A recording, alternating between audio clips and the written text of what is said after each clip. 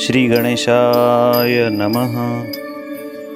જય શ્રી કૃષ્ણ મિત્રો, સ્વાગત છે તમારું અમારી ધાર્મિક યુટ્યુબ ચેનલ ચેતન ગોહેલ બ્લોગ્સમાં. મિત્રો, આ ચેનલમાં તમને તમામ પ્રકારના ધાર્મિક વિડીયો જોવા અને સાંભળવા મળશે. તો આજે જ આ ચેનલને સબસ્ક્રાઈબ કરો અને કોમેન્ટમાં જય શ્રી કૃષ્ણ લખો.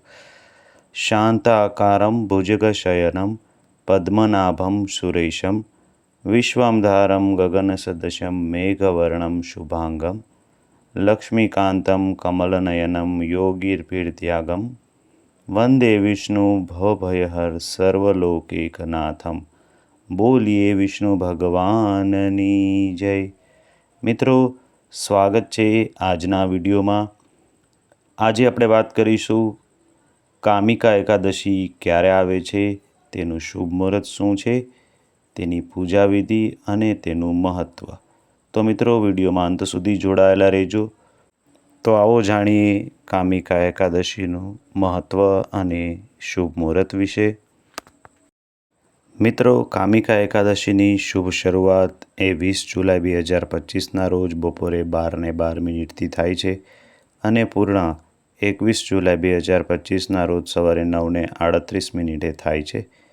કામિકા એકાદશીની ઉજવણી તેનું વ્રત 21 જુલાઈના રોજ કરવામાં આવશે અને તેના પારણા 22 જુલાઈ 2025ના રોજ સવારે 5:37થી 7:05 સુધી કરવામાં આવશે. મિત્રો, આપણા હિન્દુ ધર્મમાં વર્ષ દરમિયાન 24 એકાદશીઓ આવે છે અને દરેક એકાદશીનું એક આગવું ને વિશેષ મહત્ત્વ આપણા શાસ્ત્રોમાં દર્શાવેલું છે. હિન્દુ ધર્મમાં એકાદશી ખૂબ મહત્ત્વની માનવામાં આવે છે. ભગવાન વિષ્ણુની વિશેષ કૃપાની પ્રાપ્તિ માટે જાતકો એકાદશીનું વ્રત અને પૂજન કરે છે. આ વખતે કામિકા એકાદશી એ 21 જુલાઈના દિવસે આવી રહી છે.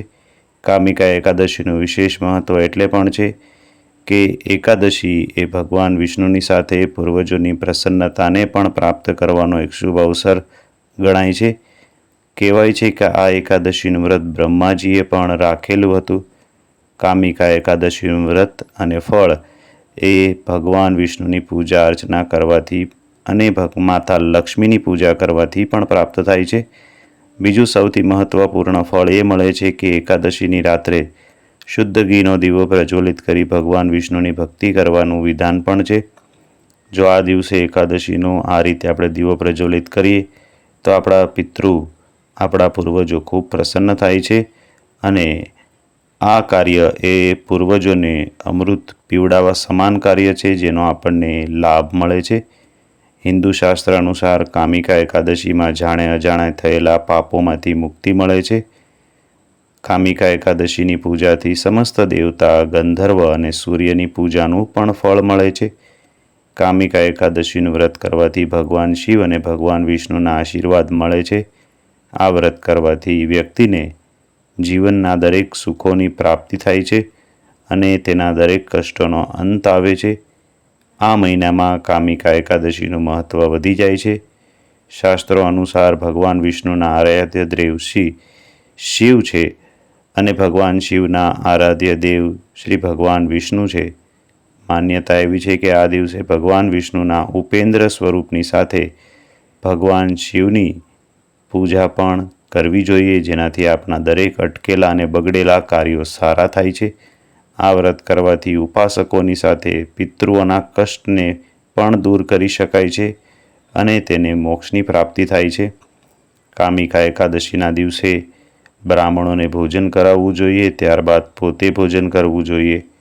પારણા સમયે એકદમ સાત્વિક ભોજન કરવું. ભોજનમાં લસણ, ડુંગળી કે માંસાહારનો સમાવેશ ન કરવો. પારણાનું ભોજન શુદ્ધ ઘીમાં બનાવેલું હોવું જોઈએ તો સારું.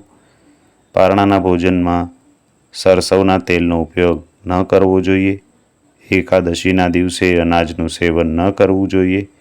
ખાસ કરીને એકાદશીના દિવસે ચોખાનું સેવન ન થાય એ પણ સારું છે, કારણ કે ચોખા એ દાન પણ નથી કરી શકાતા. માત્ર આ દિવસે ફળ આહાર કરી વ્રત કરવું. ફળ સિવાય દૂધ, દહીં અથવા તો અન્ય ફળાહારનો પણ આ દિવસે આપણે ઉપયોગ કરી શકીએ છીએ. મિત્રો, અષાઢ માસના કૃષ્ણ પક્ષની આ એકાદશી એ ખૂબ મહત્ત્વની છે. આ એકાદશીની કથા સાંભળવા માત્રથી વાજપેયી યજ્ઞનું ફળ પણ મળે છે. કામિકા એકાદશીના વ્રતમાં શંખ, ચક્ર, ગદાધારી ભગવાન વિષ્ણુની પૂજા થાય છે. જે મનુષ્ય આ 11નું વ્રત કરે છે, ભક્તિપૂર્વક તુલસી દળ ભગવાન વિષ્ણુને અર્પણ કરે છે, તેઓ આ સંસારના સમસ્ત પાપોમાંથી દૂર રહે છે.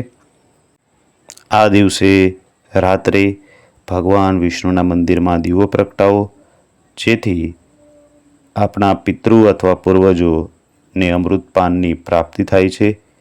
જે ઘી કે તેલનો દીવો કરે છે, તેઓ 100 કરોડ દીવાઓથી પ્રકાશિત થઈ સૂર્યલોકમાં જાય છે, એવી પણ વાયકા છે. ધાર્મિક માન્યતા મુજબ આ દિવસે સુવર્ણદાન અને સુવર્ણદાન સાથે સાથે જમીનનું દાન પણ માનવામાં આવે છે. એવું પણ કહેવાય છે કે જે કોઈ પણ જાતક સુવર્ણ કે ભૂમિદાન કરે છે, એને મોક્ષની પ્રાપ્તિ થાય છે. પૂર્વજન્મ થતાં તે વ્યક્તિ અપાર ધન અને જમીનનું સામ્રાજ્ય પ્રાપ્ત કરે છે. કથા મુજબ ગરીબ વ્યક્તિ આ પુણ્યને કેવી રીતે પ્રાપ્ત કરી શકે? કારણ કે એની પાસે ન તો દાન કરવા માટે જમીન કે સુવર્ણ હોય. આવી સ્થિતિમાં તે આ પુણ્યને પણ પ્રાપ્ત કરી શકે છે.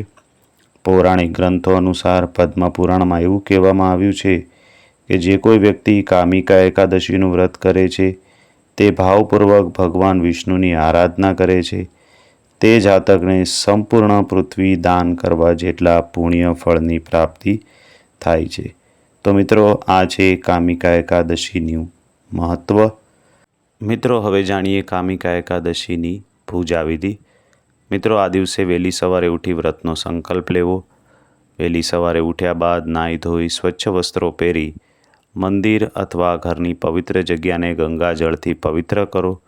તેના પર પીળું વસ્ત્ર પાથરો. ભગવાન વિષ્ણુની મૂર્તિ અથવા ફોટોગ્રાફ લઈ તેને સ્થાપિત કરો. લક્ષ્મીનારાયણની મૂર્તિ હોય તો એ પણ મૂકી શકાય. ત્યારબાદ ભગવાન વિષ્ણુની પૂજા કરો. ઘીનો દીવો પ્રગટાવો.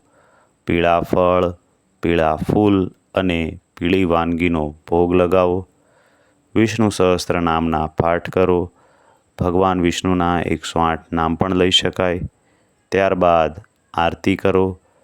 લગાવેલો ભોગ છે તેને પ્રસાદને ઘરમાં અથવા સગા સંબંધી સાથે વહેંચી લ્યો. આ રીતે ભગવાન વિષ્ણુની પૂજા કર્યા બાદ આ દિવસની એટલે કે કામિકા એકાદશીની વ્રતકથા સાંભળો. કારણ કે વ્રતકથા વગર આ વ્રત અધૂરું મનાય છે. આ રીતે એકાદશીની ભવ્ય ઉજવણી આપણે કરી શકીએ છીએ. તો મિત્રો, આશા છે કે આ વિડીયો આપને ગમ્યો હશે, આપને ઉપયોગી થશે.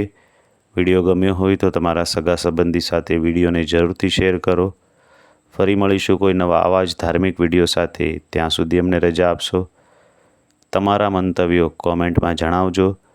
આપ સર્વોને અમારી ચેનલના જય શ્રી કૃષ્ણ. ઓમ નમો ભગવતે વાસુદેવાય.